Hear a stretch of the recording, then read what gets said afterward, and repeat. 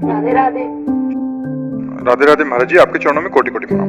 महाराज जी, चरित्र क्या होता है? चरित्र का निर्माण कैसे होता है? अच्छे चरित्र की क्या पहचान है? जीवन में चरित्र का क्या महत्व? चरित्र का प्रारंभ ब्रह्मचर्य से होता है। पहले बच्चा, अब जैसे तुम छोटे बच्चे हो, गंदे बच्चों का संग न करो, गंदी बातें मोबाइल में मत देखो, हस्तमैथुन आदि क्रियाओं को कभी मत करो, जो गंदे बच्चे गंदी बात सिखाते हैं उनसे दूर रहो। तो यहाँ से चरित्र निर्माण होगा। फिर आगे बढ़ करके जब आप सयाने होगे तो किसी से घूस न ले, किसी की बेईमानी न करे, किसी की बहन बेटी की तरफ न देखे। जो हमारा कुल आश्रम वर्ण धर्म व्यवस्था है उसके अनुसार हम चले तो हम चरित्रवान कहे जाएंगे। यही से चरित्र की नींव बनती। यदि गंदे आचरण सीख जाए तो चरित्रहीन हो जाएगा, और यदि अच्छे आचरण सीख जाए तो चरित्रवान हो जाएगा। ठीक है?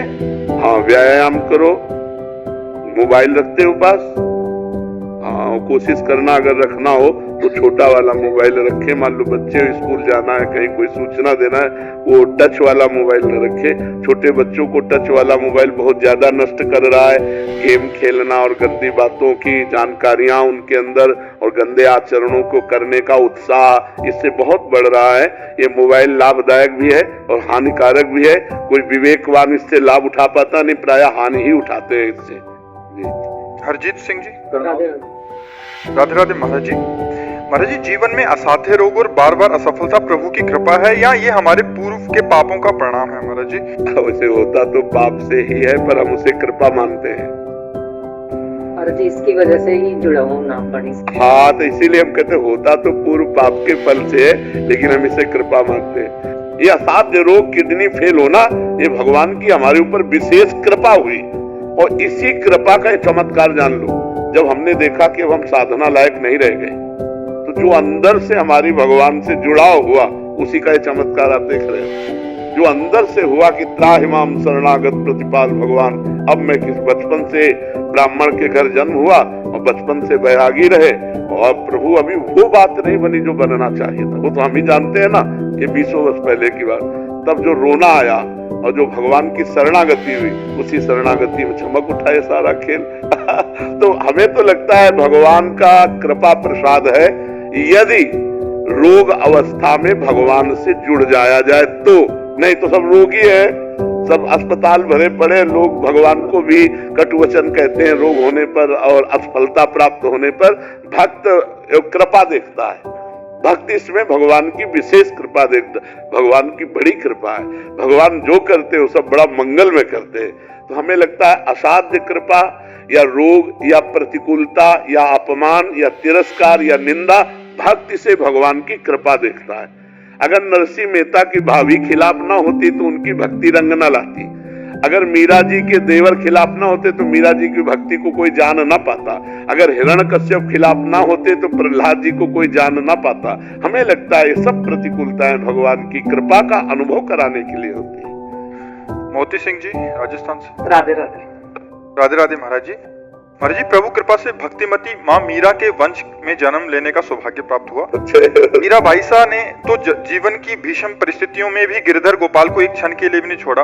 पर महाराज जी, हमारा मन एकनिष्ठ होकर प्रभु में क्यों नहीं लग पा रहा? लगाने की चेष्टा कीजिए। देखो, मन का स्वाभाविक प्रवाह, जैसे जल को छोड़ो कहीं भी तो नीचे की तरफ ही जाएगा। पानी को कहीं भी छोड़ो, उसका स्वभाव है नीचे की तरफ जाना। ऐसे मन को छोड़ दो आप, उनको अंकुश में न रखो तो मना खष्टान इंद्रियाणी प्रकृति स्थान कर सती, माया की तरफ जाएगा, प्रकृति की तरफ जाएगा। अब जल को ऊपर चढ़ाना है तो यंत्र की जरूरत पड़ेगी, मशीन की, यंत्र की जरूरत पड़ेगी। ऐसे ही मन को अगर भगवान में लगाना तो मंत्र की जरूरत पड़ेगी। अगर हर समय कृष्ण कृष्ण कृष्ण कृष्ण कृष्ण कृष्ण राधा राधा राधा राधा, या जो गुरु जी ने दिया है, आप निरंतर जपने का प्रयास करें, मन न लग जाए तो बताना। आप सोचो महाराज जी, एक निष्ठा में, जैसे मेरे राजस्थान में कहा जाता है, जिसकी खाई बाजरी उसकी बजाय हाजरी। मैं यहाँ वृंदावन में आया तो मैंने कहा वैसे भगवान राम को नाम लेता हूँ, लेकिन यहाँ आया तो मुझे लगा कि राधा की यहाँ है तो 24 घंटे यहाँ रहते हैं, तो राम को छोड़ करके राधा को जपा, तो क्या ये सही है? वही तो राधा है, वही राम है, कोई दूसरे नहीं है। तत्व तो एक है। हमारी पहले बात समझ लो, तत्व तो एक है। रूप उसके अनेक हैं, व्यवहार उसका अनेक है। हरि अनंत, हरि कथा अनंता, लेकिन तत्व एक है। अगर हम राधा राधा कह रहे हैं तो हम राम राम कह रहे हैं, अगर राम राम कह रहे हैं तो राधा राधा कह रहे हो। जहां प्रेम उत्पन्न हो जाए, जहां भाव बन जाए, जहां रुचि हो जाए, तो हम उसी को निरंतर जपे तो हमारी आसक्ति प्रबल हो जाएगी। अब मीरा जी की तरह आओ अपने स्वरूप में, मेरे तो गिरधर गोपाल दूसरों न कोई, जाके सिर मोर मुकुट मेरो पति सोई। पर ये बात परिपक्व कहां से होती है? संतन दिग बैठी बैठी, संतन दिग बैठी बैठी लोक लाज खोई। अब तो बेल फैल गई जाने सब कोई, मेरे तो गिरधर गोपाल दूसरों न कोई। ये कोई बहादुर बोल सकता है? मेरे तो गिरधर गोपाल ये सब बोल लेंगे, लेकिन ये बोलना होश में, दूसरों न कोई, तो आप फेल हो जाओगे। है कोई दूसरा, रुपया है, पैसा है, परिवार है, कुछ कोई है, और मीरा जी के कोई नहीं था। दूसरों न कोई, केवल गिरधर थे, दूसरों न कोई। महाराज दूसरों की अगर श्री जी कहीं और ले जाना चाहती है, प्रेम और गाढ़ प्रीति आपकी तरफ है और श्री जी कहीं और ले जाना चाहती है, तो फिर क्या किया जाए? नहीं, श्री जी तो ले जाना ही नहीं चाहती। श्री जी में कोई चाह है क्या? चाह तो जीव में होती, इसमें कोई चाह होती है क्या? आप बताइए। अरे अच्छे साधकों में कोई चाह नहीं रह जाती है, फिर ईश्वर में चाह है क्या? स्वाप्निक या ऐसी अनुभूतियां जो होती हैं उसको माना जाए कि गाढ़ प्रीति, प्रकट में आप गाढ़ प्रीति आपके साथ है और जीवन भी आपसे सुधरा है और साधना भी आपसे चल रही है, लेकिन स्वाप्निक या कुछ अनुभूति ऐसी होती है कि उस तरफ स्वप्न का तो न जाने क्या क्या स्वरूप होता है। कभी स्वप्न अच्छा आता है, कभी बुरा आता है, कभी व्यर्थ आता है, कभी कल्पनात्मक होता है। हम बात प्रगट की कर रहे हैं।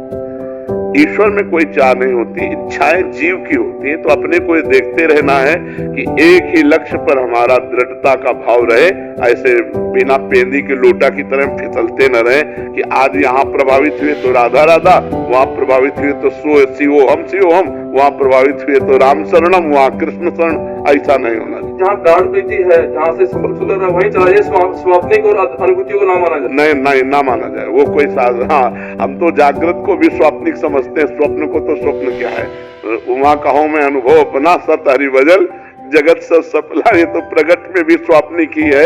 स्वप्न का कोई महत्व है? मन की विलासता है उसमें। कभी सात्विक प्रवृत्ति में आ गया, अच्छे स्वप्न दे दिए, कभी राजसिक भोग प्रवृत्तियां आ गई, कभी तामसिक प्रवृत्तियां आ गई, कभी व्यर्थ का जिसका कोई जोड़ तोड़ नहीं है। स्वप्न तो सब लोग देखते हैं ना, जिसका कोई जोड़ तोड़ नहीं है, सब व्यर्थ है। प्रशांत जी मथुरा से।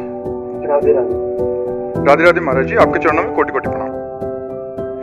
महाराज जी, भारत में अनेक साधु संत महात्मा जो आजीवन सच्ची भक्ति जप तप करते हैं, एक उच्च कोटि का जीवन जीते हैं। उनको शायद शरीर त्यागने पर दोबारा जन्म ना लेना पड़े, पर संसारिक और सामान्य दृष्टि से उनका जीवन बहुत कठोर और कष्टपूर्ण होता है।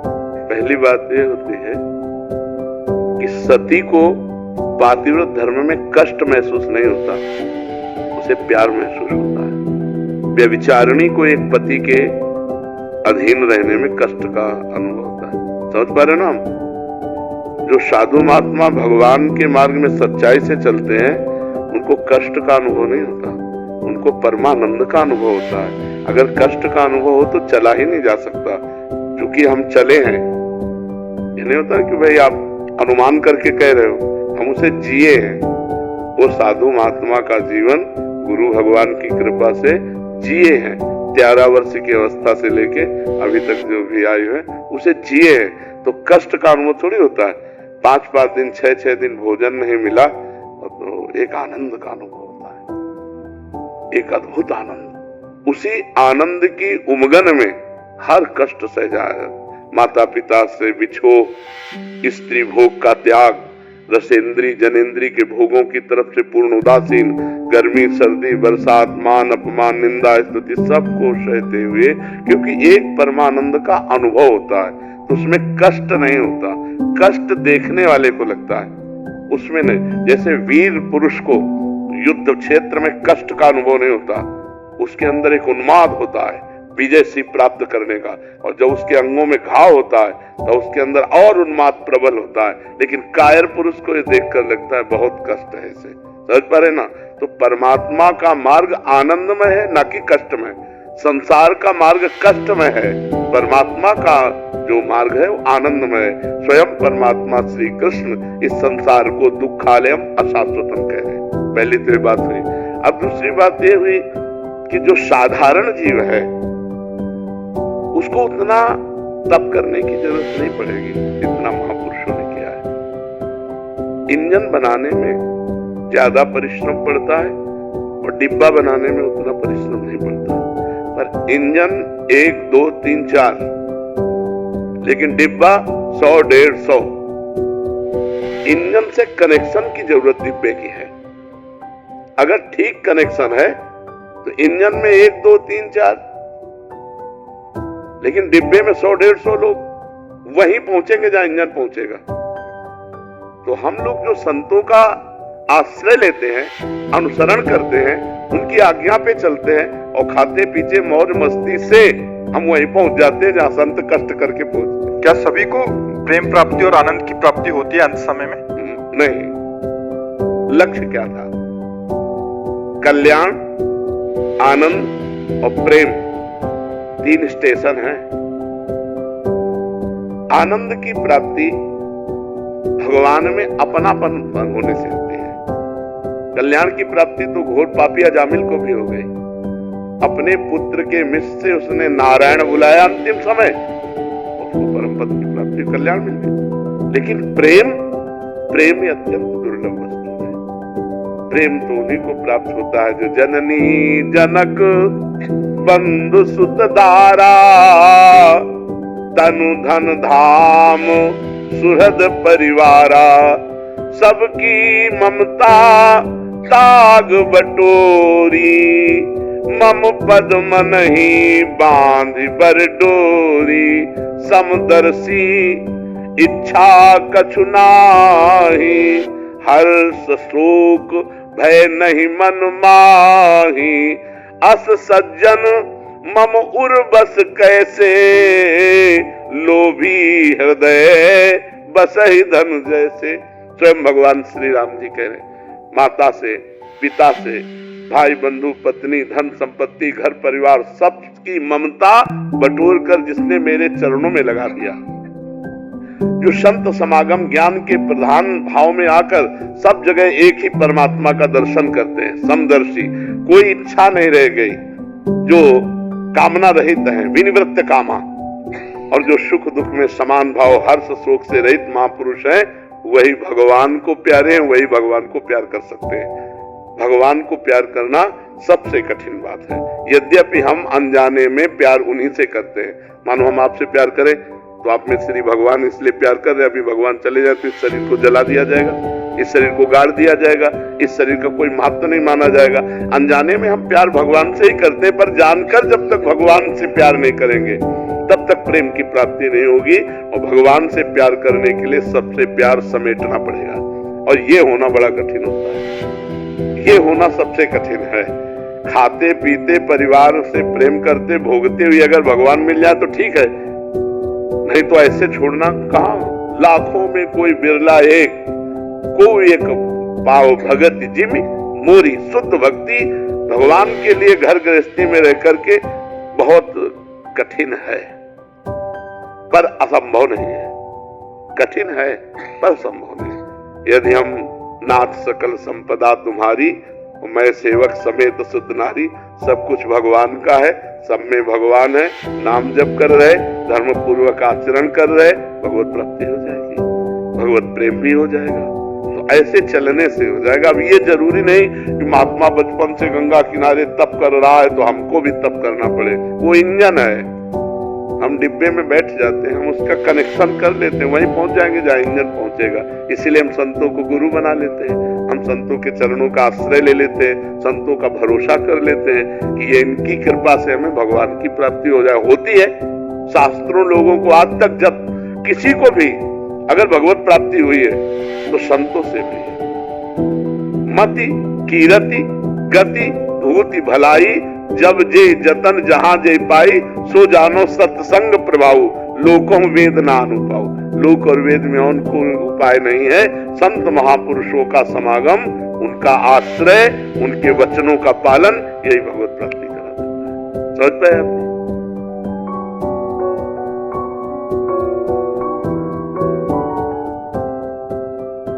अति उदार करुणा वरुणालय है, अति उदार भी सुंदर सुरत सूर सुकुमार, लाई के संभजन को मानत मेरु समान, अवगुण करे समुद्र सम गणत ना पुनः। कहा श्री जी को लेकर अपनी वासनाओं की पूर्ति श्री जी नहीं बोल रही, उसकी वासना बोल रही, तेरी हानि हो जाएगी, ये उसकी वासना बोल रही, क्योंकि वो देखा जजमान अच्छा है। ऐसे किसी के श्रद्धालु भक्त की हृदय की भावनाओं को ठेस पहुंचाया जाए तो हम ऐसी भावनाओं का आदर नहीं करते। ये सब धंधेबाजी है। हमारी श्रद्धा है कि हमारे पास 1 लाख रुपया है तो उसमें कह सकते हैं कि देखो 1 लाख में इतना बन पाए, वो उसमें चलेगा। लेकिन आप हमें श्री जी प्रेरित कर रहे हैं, आप बनवाओ, नहीं बनवाओगे तुम्हारे परिवार की हानि हो जाएगी, ये उसकी वासना बोल रही, बोलने वाले की। श्री जी नहीं बोल रहे।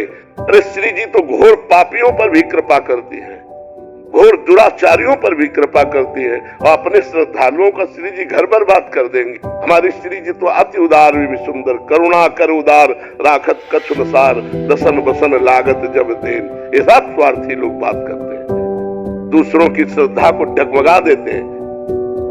बहुत गलत चल रहा है। उसके पास बेचारे हम कह रहे होते हुए भी श्रद्धा होनी चाहिए। उन्होंने कुछ देना चाहा तो कह रहे इतने से नहीं होगा, और चाहिए। ऐसे लोगों को 25 पैसे नहीं देने चाहिए।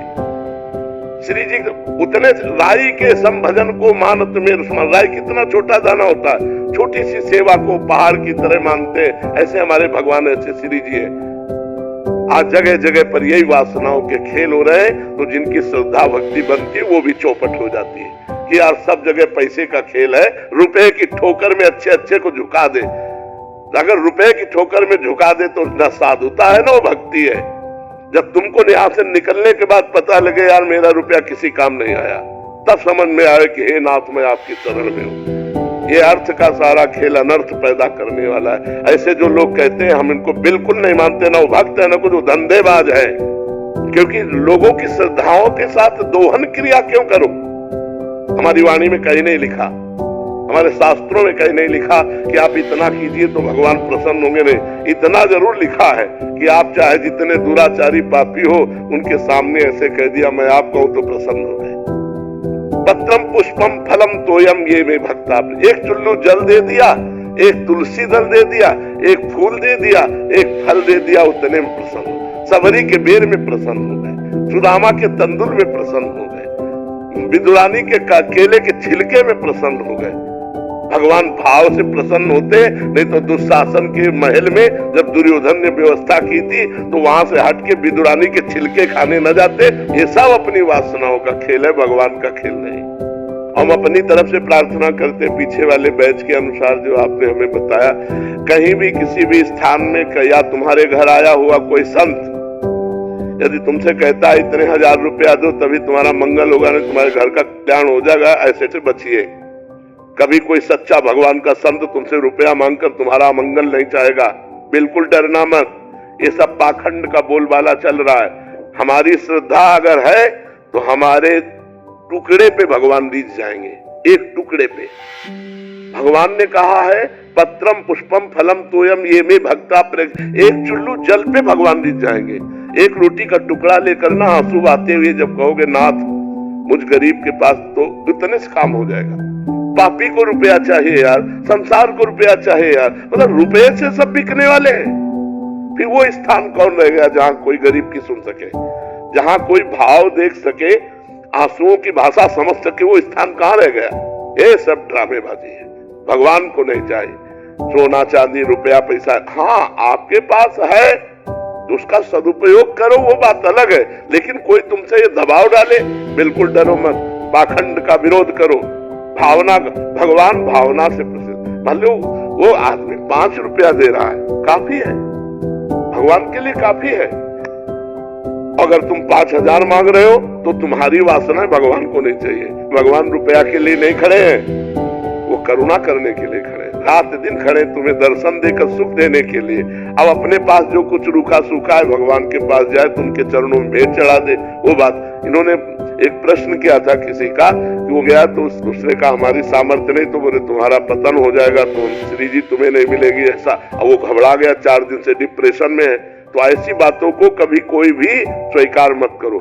श्री जी ठाकुर जी अगर ऐसे लेन देन में हो तो अरबपति लोग ठाकुर जी को खरीद ले, हम लोग गरीब लोगों को भगवान मिले ही ना।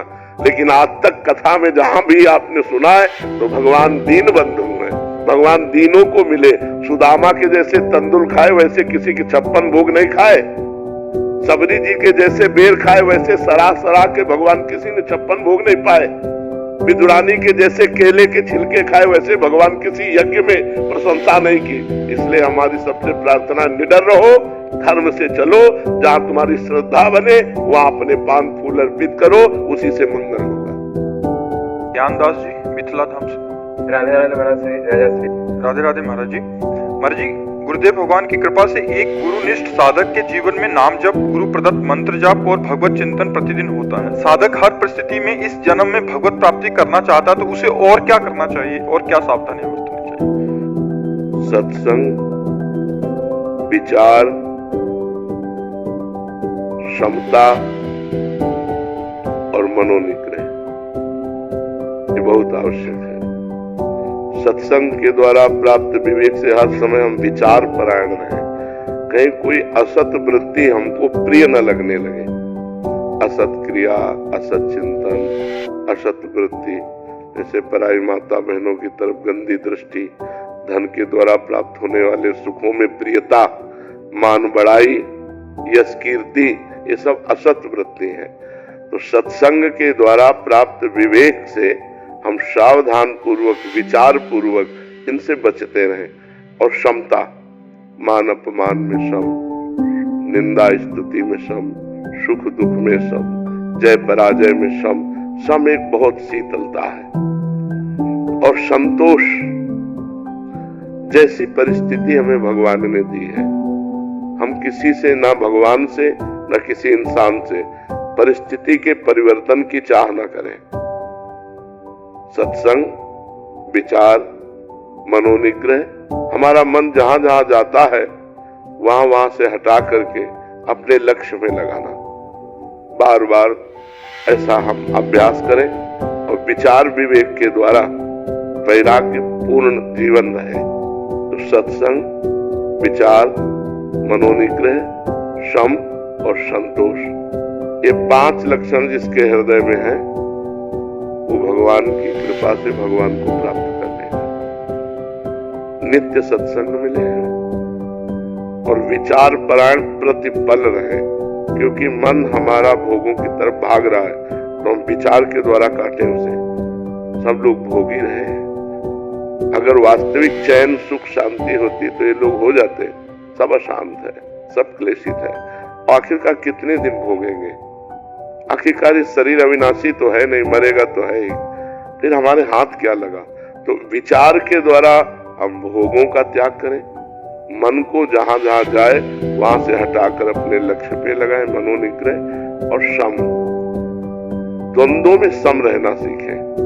सुख दुख में, लाभ हानि में, मान अपमान में सम रहना सीखें। और सबसे बड़ी चीज है संतोष, हर परिस्थिति में संतोष। जैसे प्रभु हमें रख रहे हैं हम वैसे संतुष्ट हैं। हमें किसी व्यक्ति से या स्वयं प्रभु से भी परिवर्तन की चाह नहीं है। जैसी परिस्थिति है ये हमारे लायक है, हम इसी परिस्थिति में भजन करके भगवान को प्राप्त करें। ये 5 बातें हमारे जीवन में हो, सत्संग, संतोष, मनोनिग्रह, विचार, सम, माने क्षमता, बस वो सिद्ध पुरुष हो जाएगा। ये 5 शब्दों को याद कर दो कि इनका हमारे जीवन में योग है कि नहीं। रोज सत्संग, जैसी परिस्थिति उसमें संतोष, जहां जहां मन जाए वहां से हटा के अपने लक्ष्य में लगाना।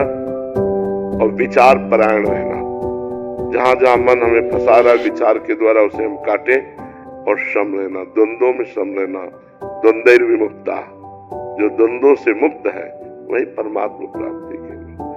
क्या नाम जप तो कर ही रहे हैं, गुरु निष्ठा में भी है, तो ये 5 बातों का मनन कर लीजिए। इन 5 को अपने जीवन में लाइए। सत्संग, संतोष, मनोनिग्रह, समता, विचार। विचार नहीं तो पशु है।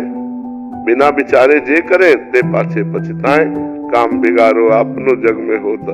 एक एक कदम विचार पूर्वक रखें और मन को बार बार संसार से हटाकर प्रभु में न लगावे तो साधना किस बात की। अगर दुख सुख को सहे ना तो साधु किस बात का। तो सत्संग, संतोष, मनोनिग्रह, विचार और क्षमता, ये बातें आ गई तो भगवत प्राप्ति हो गई। समझ रहे हो ना? जीवन मुक्त है अगर ये 5 बातें उसके जीवन में हो, वो जीवन मुक्त ही है। शताक्षी जी बिहार से। श्री हरिवंश महाराज जी, मुझे हमेशा ये डर बना रहता है कि बड़ी मुश्किल से मनुष्य शरीर प्राप्त हुआ है, कोई गलती होगी तो फिर 84 लाख योनियों में घूमना पड़ेगा। महाराज जी, किस प्रकार का अपराध क्षमा योग्य नहीं होता? भगवान से विमुख होना सबसे बड़ा अपराध है। जितनी भी गलतियां हैं, जितनी भी दुर्गतियां हैं, वो जीव को भगवान से विमुखता के कारण प्राप्त होती है। इसलिए हमें चाहिए कि भगवान की शरण में होकर शास्त्रों का स्वाध्याय करें, संतों का संग करें, खूब नाम जप करें और जीवन में एक एक मिनट सावधानी पूर्वक काटें। हमारी मन और इंद्रियों का प्रवाह भोगों की तरफ स्वतः है। जैसे पानी को कहीं छोड़ो, वो जहाँ ढलान होगी वहीं जाएगा नीचे, ऐसे ही मना खष्टान इंद्रियाणि प्रकृति स्थान कर सती। ये मन और इंद्रियां भोगों की तरफ हमारी जाती है, उनको परमात्मा की तरफ करना ही सन्मुख होना है। भगवान की सन्मुख हुआ जीव तो अनंत जन्मों की मलिनताओं का नाश करके भगवान उसको परम पद प्रदान करते हैं। एक मार्ग ये है और एक मार्ग है ब्रह्म ज्ञान। वो सबके बस की बात नहीं है, वो तो बहुत अच्छे कोई उच्च कोटि के मुमुक्ष साधक का मार्ग है। तो इसलिए सहज सरल भक्ति का जो मार्ग है उसके द्वारा हम भगवान की प्राप्ति का उपाय करें। भगवान के सन्मुख होते सन्मुख होए जीव मोय जबहि, जन्म कोटि अघनाशों तबहि।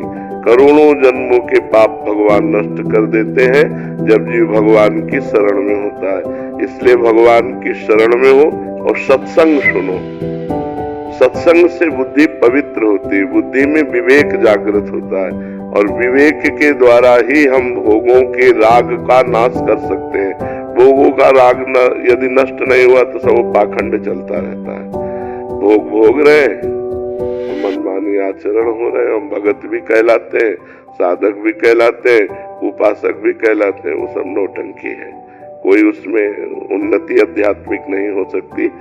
वो केवल मान्यता है कि हम साधक हैं, हम उपासक हैं। साधक वही है जो अपनी चित्त वृत्ति को एकमात्र परमात्मा में लगाने का प्रयत्न कर रहा है और जितने भोग हैं मर्त्य लोक के लेकर के ब्रह्म लोक तक, सब भोगों से उदासीनता।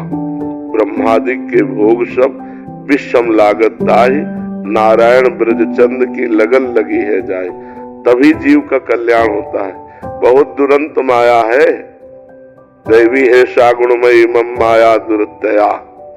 दुरत्यया जल्दी तरने में नहीं आती है, जीव को फंसा के गिरा लेती है।